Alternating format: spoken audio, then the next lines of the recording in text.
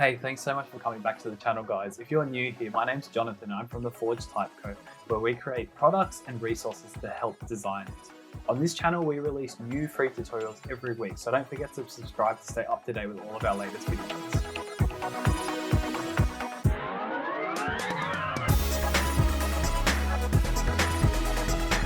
Okay, we're back in Illustrator today, and today we're going to be using the Perspective Grid tool to make a real estate logo.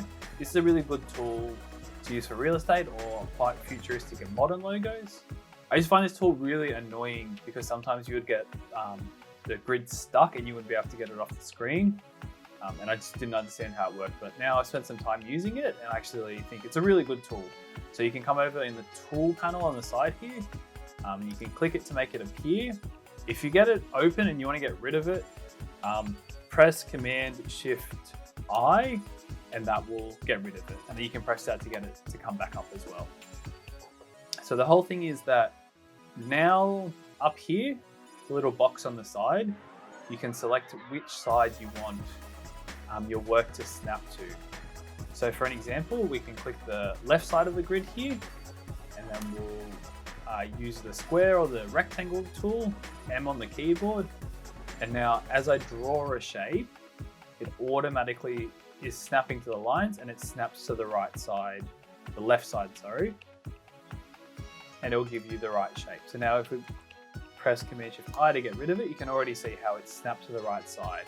And of course we can get it to snap to the other side of the grid as well. So to do that, come over to where this perspective tool is, and you need to do the perspective selection tool, or Shift-V is the shortcut for it. So now come to this little square box that will appear and select the other side. So now we're going to select the right side,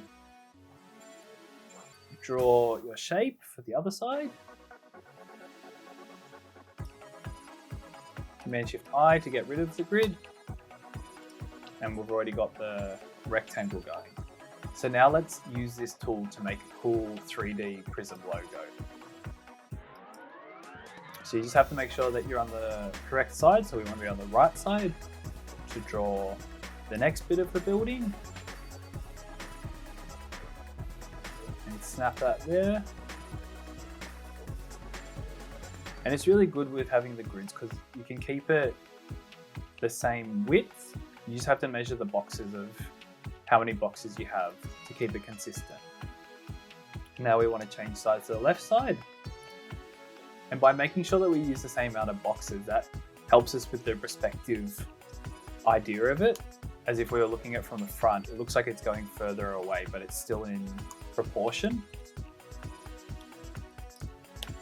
So now we want to move over to the left side.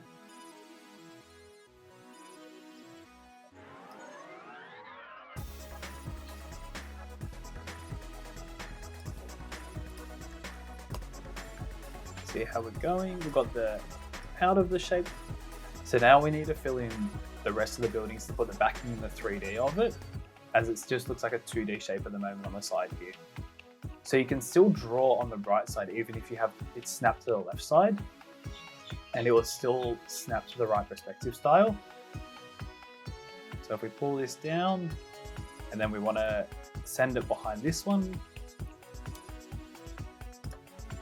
and just do the same for the other side now. So Shift-V, so you have to click to change it to the other side.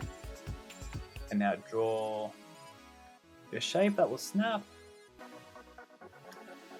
Send it behind this shape here. Rid of the grid to see how we're going. And now they're already starting to look like buildings.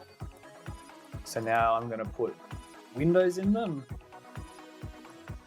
which you can just literally do the same thing as just use the boxes and draw your windows in the boxes.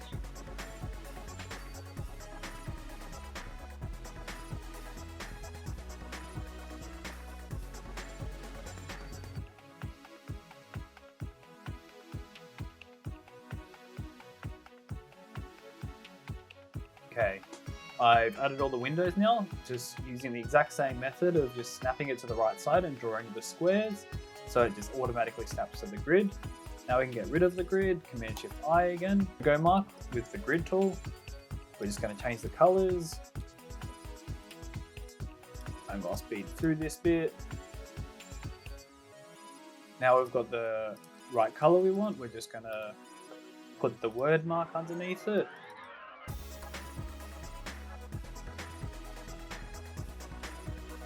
Now we've got our words that we're going to make our word mark from. So I might do a full video explaining how I do this coming up soon and how to give them a real unique feel. So each logo that you do someone with a word mark, it feels completely unique to them and fits their brand.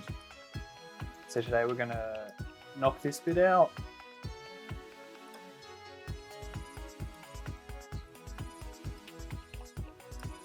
We're going to drag this L across.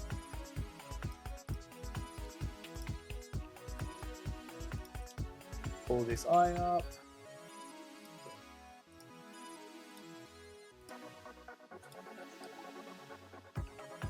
Pull this N up as well.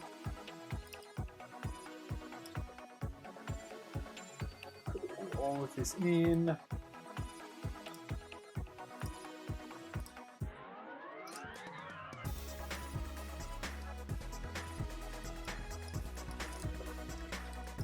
Come through, knock back of this R out here.